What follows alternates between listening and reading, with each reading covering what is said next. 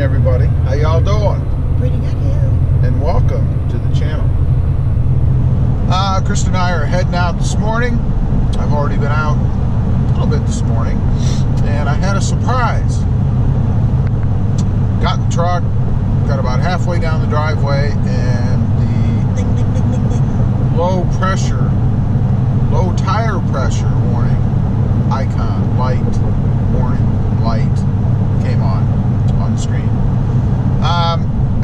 Apparently I had low tire pressure in the driver's side rear. Now it's supposed to be at 30 psi, or I'm sorry, 33 psi, and I was at 28. So lost some tire pressure for some reason. I'm hoping it's just because of the weather change, the temperature change. Only one tire? No, actually the passenger side was down about 2 pounds, maybe, something like that. So I lost some tire pressure. 5 pounds is a bit concerning. That seems to me like more than just a weather change, but I have experienced that before, so I don't know, we're gonna see. So I had to whip out the compressor, and Gotta love those compressors. you gotta have your own compressor. I mean, I think if you own a vehicle, you have to have a gas compressor. station, the compressors there never work. They never work. And you have to pay. You pay and then it doesn't work. That's right. So, And they've made it so convenient now that you can even put a credit card in. yeah. You know, you can swipe your credit card to pay for your air that you're going to not get. Yeah, and everyone else is there for all you know. It's perfect. Yeah, you pull away and somebody else comes up and uses what time is left. I don't know, but Yeah. I think that in this day and age, if you own a car, you should have a compressor. Now, How much are obviously, they? you 100? need to live somewhere where you can plug it in. So if you don't have a house, if you're in an apartment or something, I guess that'd be a little worse. You could plug it in the apartment and fill the tank and then come out, but that would be kind of tedious. But still, you cannot depend on getting air anywhere anymore, at least not around here. As far as the cost, I mean, you can get a cheapo compressor for probably $40. One of the little handheld ones that would do in a pinch, or at least, enable you to top off your tire pressure. So I don't think they're really cost prohibitive anymore, like they used to be. Now, one thing I will say about compressors, I had one of those little, I think it was a 1 gallon, and they work great for smaller tires. But when you get into bigger tires, like the tires that are on the truck, the Tundra, for example, they just don't have enough oomph to fill that tire up, at least after a while. I find that when you get them brand new, they work pretty well for a little while. But after you have them for a year or two, they, for some reason, don't seem to maintain the power that they had before. And you can't really fill more than one tire out of that tank.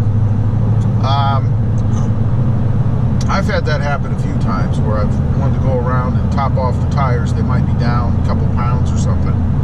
And I'll do 2 of the tires. And then the third, I don't have any pressure left. And sometimes, at least the compressor I had, it wouldn't even bring the tank back up to pressure. So I basically couldn't go any further. It's like I had to put it away, let it rest for a while, because, it must have gotten tired. And do it again later. I don't know. That's great, except for you want your tires filled, and frankly, let's be honest, who likes screwing with that? I don't like putting air in tires. It's a pain. You got to drag the stuff out. You got to get your gauge. Untangle the hose. Untangle the hose. Listen to that deafeningly loud compressor, but it's a necessity. You need to do it.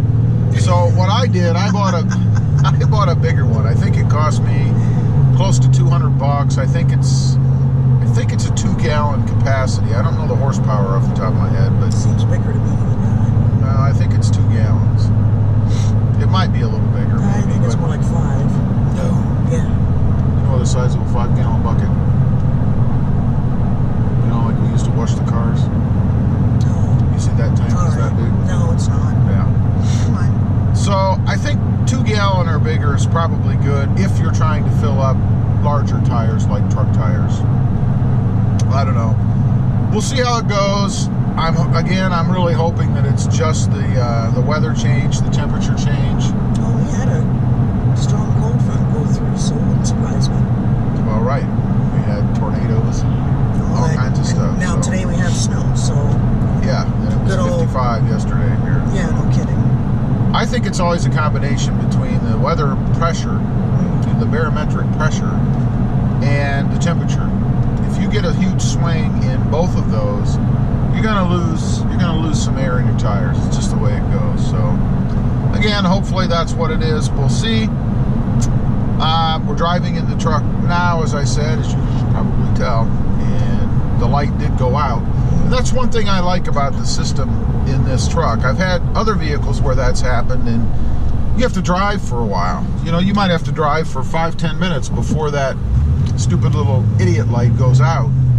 When I put the air in the tire today, got back in the Tundra, started it up, that light was gone. It's gone now. So it happened right away. I like that. It should be an instantaneous readout so that you know. Yeah, so you're not driving down the road guessing. Right, right. Which you shouldn't be doing if you have a tire gauge. And you should always keep a tire gauge with you, either in the vehicle or at least at home so you can check the pressures in your tires. Another thing about going somewhere to do it, I've been to these, the gas stations and stuff, and their gauges never work.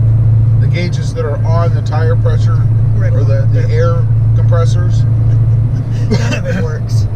So even if you're lucky enough to find a compressor at a gas station that works, you have no idea how much air you're putting in your tires. It's great. It's a great, great day. Anyway, just wanted to get on here and talk to you guys a little bit about tire pressure. As usual, Exciting. appreciate you guys watching. Although if you're a car guy, it's exciting. Well, Can't drive your high-performance truck without tires. Please give this video a big thumbs up. Hit that subscribe button if you haven't before, and you'll see at least me next time on the web. on the web. Have a good day. Bye.